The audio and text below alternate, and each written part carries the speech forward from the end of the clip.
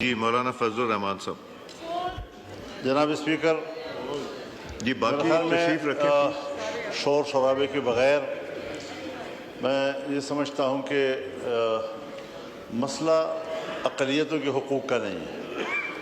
اقلیتوں کے حقوق کے لیے میرے خیال میں ہم سب کی سوچ ایک جیسی ہے، اس میں کوئی پرابلم نہیں ہے۔ بات ہے قانون کی۔ آپ کو شاید یاد ہو جب نسیم حسن شاہ صاحب سپریم کورٹ آف پاکستان کے چیف جسٹس تھے تو اس وقت ایک سوال پیدا ہوا اور کورٹ میں لوگ گئے کہ بھائی قرآن و سنت کی سپرمیسی ہونی چاہیے کانسٹیٹیوشن میں۔ انہوں نے فیصلہ دیا کہ نہیں، تمام آئین جو ہے ایک برابر ہے، اگر کوئی وجہ کیا لکھی ہوگی، لیکن آج جو آپ اوور رائڈنگ کی بات کر رہے ہیں ایک قانون کی، اگر ایک قانون وہ بالادست ہو جاتا ہے تو پھر اس کے بعد دوسرے قوانین پس منظر میں چلے جاتے ہیں، ان کی اہمیت ختم ہو جاتی ہے۔ آپ اس طرح کا قانون کیوں لاتے ہیں کہ جس سے کل کوئی غلط فائدہ اٹھائے، چاہے میں غلط فائدہ اٹھاؤں، چاہے کوئی اقلیت غلط فائدہ اٹھائے، چاہے قادیانی غلط فائدہ اٹھائیں، تو ہم ایسے قانون کی طرف کیوں جا رہے ہیں؟ اور میں اگر آپ اجازت دیں تو کامران مرتضیٰ صاحب سے گزارش کروں کہ وہ اس کی مزید وضاحت کر لیجیے، اور گوہر صاحب بھی۔ جی مولانا فضل الرحمان صاحب۔ جناب اسپیکر، محترم وزیر قانون صاحب نے ایک بات کہہ دی کہ جی قادیانی تو اپنے آپ کو مسلمان کہتے ہیں، وہ تو آئین کو مانتے نہیں ہیں، شاید انہیں قادیانیوں کی چالاکیوں کا پتہ نہیں ہے۔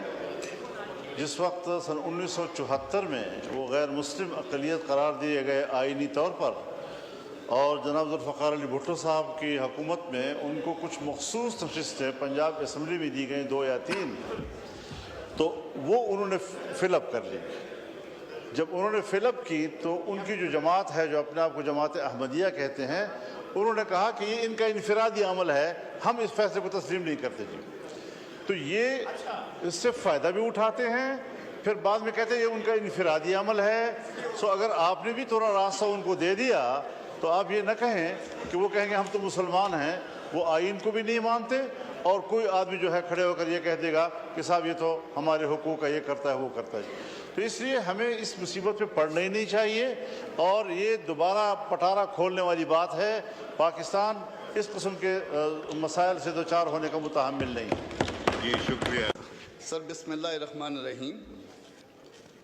سر، JUI پاکستان اس بل پہ جب بات کرے تو یہ تاثر کم از کم ہرگز نہیں دینا چاہتی کہ ہم اقلیتوں کے حقوق کے مخالف ہیں۔ باوجود ایک مذہبی سیاسی جماعت ہونے کے ہم ان کو اپنے جیسا شہری سمجھتے ہیں، مگر اس کے ساتھ ساتھ ایسا بھی کوئی تاثر نہیں دینا چاہتی، یا ایسا بھی کوئی لیجسلیشن جو ہے وہ یہاں سے نہیں جانے دینا چاہتی جس سے یہ تاثر ہو کہ شاید جو ہے میجارٹی اس سے کمتر شہری ہے، یا باقی قوانین جو اس سبجیکٹ پہ بن چکے ہیں اور جس کا اثر کسی نہ کسی حوالے سے موجود ہوتا ہے، اس اثر کو کم کیا جا سکے۔ 2 باتوں پہ اس میں اعتراض ہے۔ میں یقیناً جو ہے مانتا ہوں کہ بہت عرصے سے یہ معاملہ پینڈنگ ہے، اور in presence of a judgment of supreme court یہ پینڈنگ ہے، مگر اس لیجسلیشن کو جس نے بھی ڈرافٹ کیا، ممکن ہے غلطی سے یا ممکن ہے جان بوجھ کے، 2 چیزیں اس میں جو ہے نا وہ بہت قابل اعتراض ہیں۔ ایک سیکشن 35 سر، سیکشن 35 اس کو اگر ذرا دیکھیں گے، پہلے اس کو سیکشن 1 کو دیکھیے گا کہ this act shall be called the national commission of minorities right act, اور اس کو اب سیکشن 35 کے ساتھ ملا کے پڑھیے گا کہ act to have overriding effect, the provision of this act shall have effect notwithstanding anything contrary contained in any other law for the time being enforced. اب اس کا اثر کیا ہوگا سر؟ جب آپ اس کو کر دیں گے تو ہوتا یہ ہے کہ جو ریسنٹ قانون سازی ہوتی ہے، یہ اس وقت یہ ریسنٹ ہوگی۔ آج اگر یہ فرض کریے یہ ساؤتھ سے اس جوائنٹ سٹنگ میں پاس ہو جاتا ہے اور صدر اسینڈ کر دیتے ہیں تو یہ ریسنٹ ہوگی، اور اس کا اثر یہ ہوگا کہ اس سے پہلے جتنی لیجسلیشن ہو گئی ہے یہ اس کے اوپر اوور رائڈنگ افیکٹ رکھے گا، اس کے اوپر فوقیت رکھے گا۔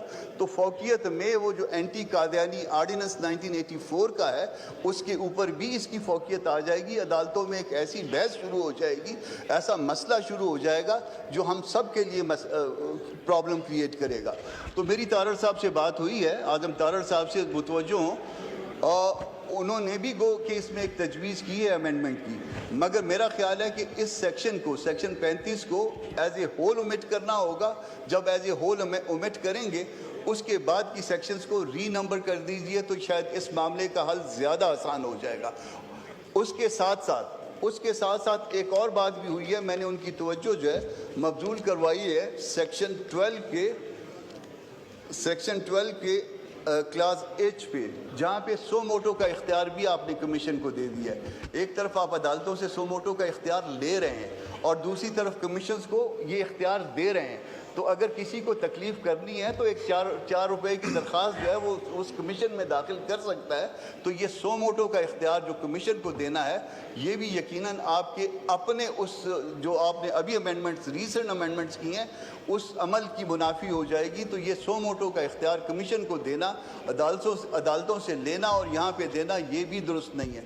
تو یہ دو چیزیں کم از کم اومٹ کر دیں، تو یہ دو چیزیں اومٹ کرنے کے بعد جو ہے وہ اس کو کہہ سکتے ہیں کہ ہم قابل قبول ہو گیا ہے، اور اس پہ میرا خیال ہے کہ ان کو بھی کوئی اعتراض نہیں ہے۔ اعظم صاحب، میں آپ اس پہ صرف یہ جو ٹیکنیکل ایشو